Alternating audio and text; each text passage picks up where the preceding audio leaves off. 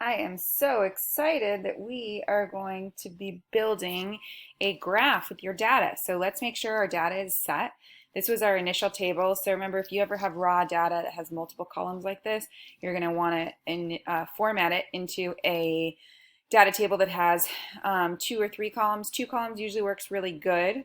So even using these 2 columns or the threes if you wanted to compare the no's to the yeses.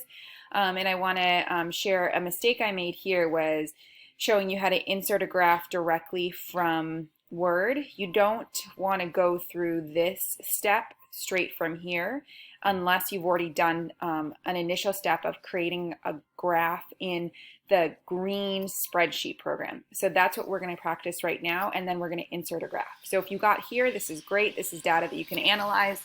You're going to want to also make sure that you can try and make a graph with this. This is something we do in middle school called SEP5, which is using computational thinking.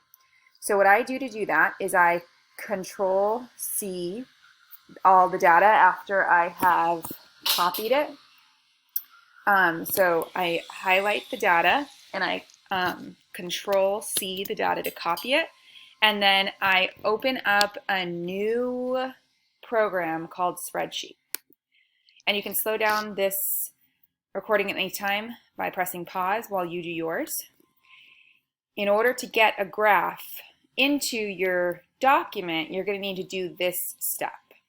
So once this is open, you might want to title it, so you're ready to do it. So you might want to title it My Traits or whatever graph you're making. And I've already highlighted and copied my data, so it's ready to move over. I find that if I start by highlighting all the cells, so once again clicking this corner button, it works the best. And I can press Control V to paste it, or I could have gone and then pasted it through the edit button. So now my numbers moved over, and I want to make sure that nothing kind of moved down one or up one. And this is the data I want to graph. So now that this is here and highlighted, I can then from spreadsheets go to insert and go to chart. So I'm going to go to insert and chart here, or I can actually just click this chart. And once I do that, a chart will show up. And if I like it, I can say thumbs up, good to go. I might open it up a bit, spread it out, see if I can actually see it better. You can toggle with the settings, so maybe if you want to make a different graph or you want the lines to go a different way. But then eventually, you're happy with this. As long as it's titled, you're good, because the next step, what happens, is you can insert the graph into here. So now I'm back on my original document.